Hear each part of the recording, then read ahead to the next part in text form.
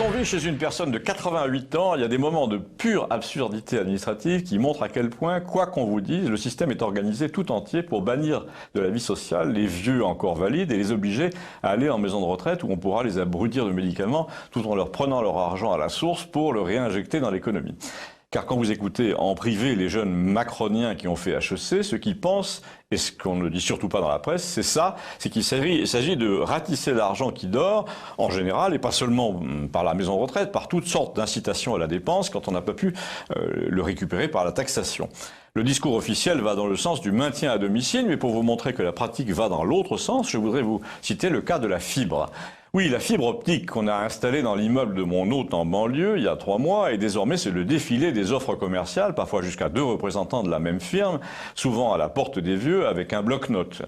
Si j'ai bien compris, vu la variété des accents, enfin, il manque toutefois celui du Sud-Ouest, ce sont des contractuels qui travaillent au pourcentage et qui donc laissent entendre que comme la fibre est là, eh ben, à l'exemple du compteur Linky, il faut l'installer.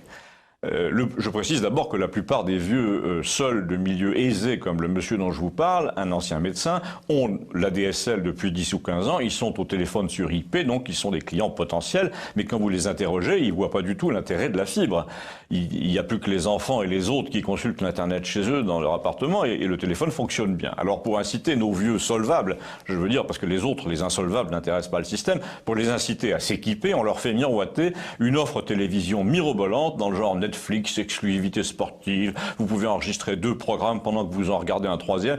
Et là, on sent que le jeune commercial cherche du regard dans l'appartement, la silhouette de madame, parce que ce sont les femmes qui généralement adorent les feuilletons, les saisons 2, les saisons 3, les feux de l'amour, mais là, il n'y a pas de femme, le monsieur est veuf.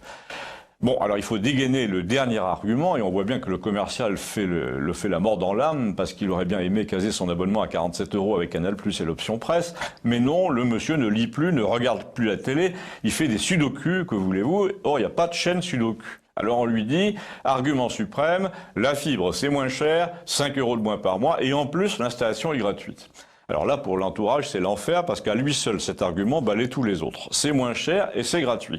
Du coup, l'installateur est convoqué par ce monsieur qui comprend même plus ce que c'est qu'un identifiant, qui doit signer toutes sortes de choses qui le rendent responsable en cas de piratage de son Wi-Fi. 2 filles de 2 centres d'appel différents l'appellent dans le même quart d'heure pour lui dire « Nous vous rappelons votre rendez-vous fibre de demain jeudi ». Une de vos collègues l'a déjà fait il y a 10 minutes, leur dis-je. Ah bon? Alors il me passe le téléphone en disant « Je ne comprends pas ce qu'ils disent ».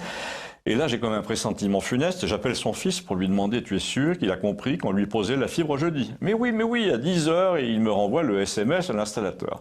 Alors là, je voudrais ménager 15 secondes de réflexion générale à propos de ce cas particulier. La modernité multiplie les occasions de ce genre où l'on empoisonne les vieux en leur démontrant leur incapacité à faire quoi que ce soit afin de les convaincre de lâcher prise pour aller s'installer dans une maison médicalisée et mettre l'appartement en vente. Le matin de l'installation, heureusement que j'étais là avec son fils, malgré tous les SMS qui vous annoncent le rendez-vous de 10 h, personne, 11 h, personne, midi, personne non plus, coup de fil, et encore parce que j'ai réclamé. Oui, je suis sur le rendez-vous de 8 h, je viens quand j'ai fini, je suis en galère. Du coup, le vieux monsieur a accueilli le technicien en disant « Vous avez 3 heures de retard, en plus j'ai rien demandé, je sais pas ce que c'est que votre fibre, et foutez le camp ». Imaginez la même personne vivant seule, il suffit d'une incohérence comme celle-là et c'est le placement sous tutelle immédiat, mais si personne ne lui avait rien proposé au début à ce monsieur, ici on s'était contenté d'observer comment il vit, si on avait adapté la pratique sociale à ce genre de clientèle, il pouvait vivre jusqu'à 100 ans en regardant Question pour un champion et en faisant ses sudoku sans regretter de ne pas avoir la fibre, sans même se douter qu'elle existe.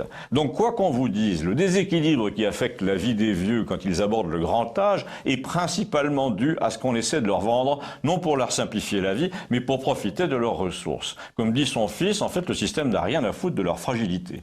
Qu'il s'agisse de produits financiers, de produits technologiques, de démarches fiscales, de mise aux normes, tout est fait pour les faire trébucher. Comme ça, ensuite, on peut aller leur vendre des déambulateurs dans les résidences qui portent un nom de fleurs. Pour conclure, mon vieil hôte, qui est une tête de mule, médite déjà de leur téléphoner pour qu'ils viennent reprendre leur fibre, parce que les vieux ont aussi des problèmes de mémoire, figurez-vous.